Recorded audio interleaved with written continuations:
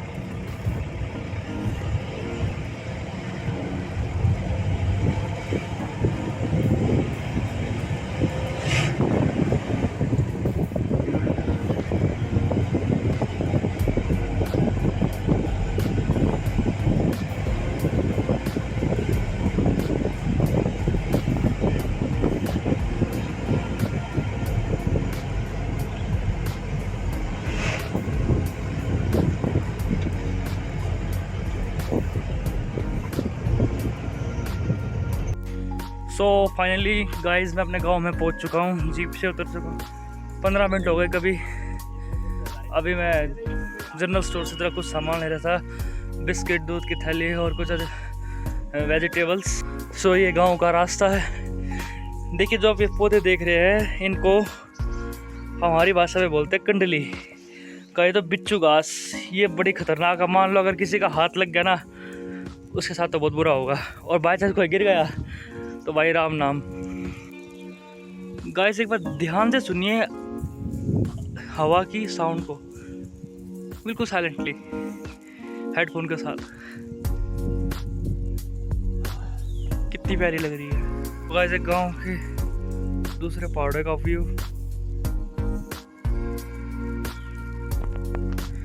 ये देखिए गांव के रास्ते कैसे होते हैं पहाड़ों पर। और बरसात के टाइम पर तो कुछ ज़्यादा बवाल मच जाता है। ये होता है कि बरसात के टाइम पर पहाड़ों, जंगलों से जो टूटे पेड़ होते हैं, पत्थर होते हैं, वो पानी के बहाव के साथ नीचे आ जाते हैं, जिसके कारण रास्ता ब्लॉक हो जाता है। अगर आप गौर से देख पा रहे ना, वो देखिए बादल को, वो जो सिग्निफिकेंस है वो है बारिश का, मतलब उस तरफ बारिश हो रही है। गाँव आके मुझे बड़ा ही सुकून मिल रहा है, बड़ी फ्रेश एयर है यहाँ का। सुख यही है कि यहाँ पे 0% पोल्यूशन है, बिल्कुल साफ सुथरी, एकदम शुद्ध हवा है यहाँ पर। आप भी कभी विजिट करें उत्तराखंड को ज़रूर प्लीज़। तो ये देखिए, जो ये पहाड़ को काट रखा है, ये समतल ज़मीन कर रखी है खेती के लिए। ध्यान से अब देख पा रहे हैं ना, ये समतल सी ज़मीन हो रखी है, हरी घास है, ये इनको बराबर काट के खेती के लिए बना रखा है। मेरे पापा कह रहे हैं यहाँ पे मकान बनाने के लिए फर्स्ट क्लास है। अपना खेत है क्या ये कौन से कांड गांव का खेत है? अच्छा, अपने ऊपर है। गाइस, अगर आप सोच रहे हो कि यहाँ पे मैदानी इलाकों की तरह 1-1 किल्ले, 2-2 किल्ले, 3-3 बीघे की ज़मीन होती है, ऐसा नहीं है। यहाँ पे पहाड़ों पर सीढ़ी नुमा खेत होते हैं, यानी कि सीढ़ी की तरह। मैं आपको दिखाई देता हूँ कैसे है। ये देखिए ऐसे होते हैं यहाँ पे ज़मीनें। यहाँ पे ये नहीं कि 70 गज हो गया, 80 गज हो गया, 1 बीघा 2 बीघा, 1 किला 2 किला। यहाँ पे ऐसा सिस्टम नहीं है। यहाँ पे मेनली इन चीज़ों को बोला जाता है नाली जी। यहाँ पे आपसे ये नहीं पूछता कि आपके कितने खेत हैं। बेसिकली यहाँ पे आपसे लोग पूछते हैं आपकी कितनी नालियाँ हैं।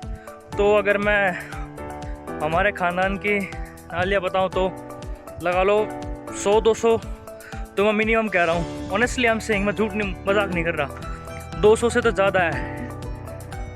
पर उन खेतों का भी हम कोई इस्तेमाल नहीं कर रहे, क्योंकि हम शहर में रहते हैं। बहादुरगढ़ यहाँ पे कोई नहीं रहता, ऐसा ही पड़ा हुआ है। मैं आपको जो ये पार्ट 2 ब्लॉग है, पार्ट 1 में डाल चुका हूँ। मैं आपको दूसरे ब्लॉग में दिखाऊंगा कि यहाँ का लाइफस्टाइल कैसा है, यहाँ के घर कैसे होते हैं। और मैं आपको अपना घर भी दिखाऊंगा, जो कि करीबन 50-60 साल से, यानी मेरे दादा दादी का घर 50-60 साल से बिल्कुल ज्यों का त्यों है। उसमें कोई चेंज नहीं कर रखा हमने। उसको मैं ज़रूर दिखाऊंगा आपको ब्लॉग में। Guys feel the sound, sound को फील करो।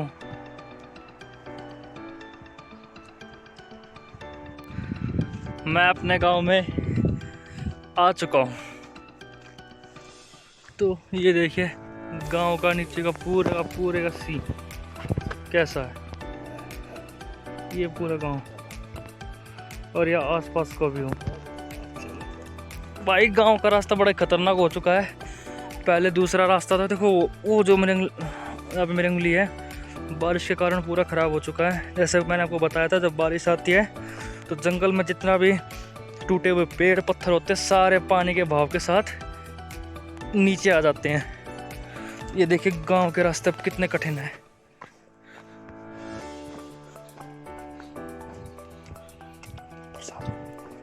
ऑक्सीजन मिलती है।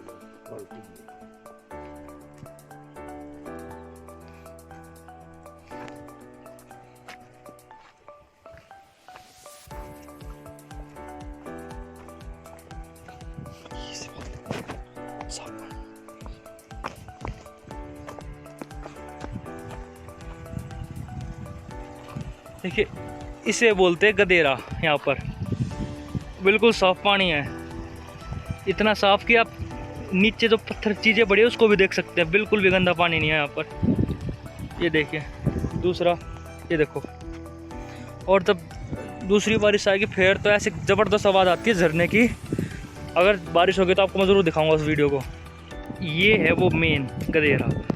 जब बारिश होगी तो फिर देखना इसकी आवाज़ कितनी भयंकर आएगी। देखो पानी नीचे से होके इस पूरी नीचे खाई और बिल्कुल नीचे वो गांव तक निकल देगा बिल्कुल। देखिए रोड वो रही, अगर आप देख पा रहे हो तो मैंने जूम करी। ये देखिए ये वो रही रोड, और जो बगल में आप ये गांव देख रहे, नीचे घर देख रहे हैं, इस गांव का नाम है नड।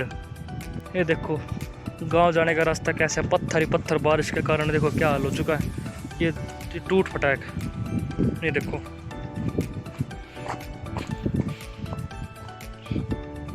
कितना खतरनाक रास्ता है ये। तो ये देखो बारिश के कारण ये क्या हाल हो रखा है। पूरा ये पत्थर, बड़े बड़े पत्थर टूट रखे हैं। देखो देखो कितना स्ट्रगल करना पड़ रहा है मुझे यहाँ पे। बारिश ने क्या गंदा हाल मचाया। ओह गॉड। ध्यान से पापा, ध्यान से आना। एक बड़ा जबरदस्त अजीब रास्ते यार, ऐसा जैसे लैंडस्लाइड हुई है यहाँ पर। भाई साहब इतना गंदा रास्ता।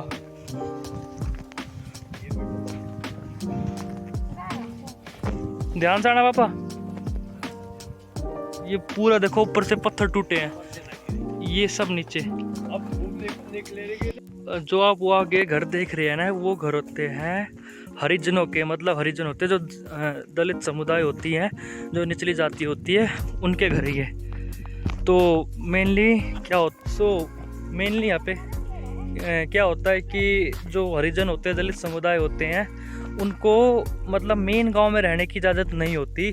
वो अलग से रहते हैं, मतलब गांव में होते हैं, पर जो उच्च जाति के लोग होते हैं ना, उनके घरों से तो काफ़ी दूर होते हैं। और यहाँ पे मतलब गांव, आप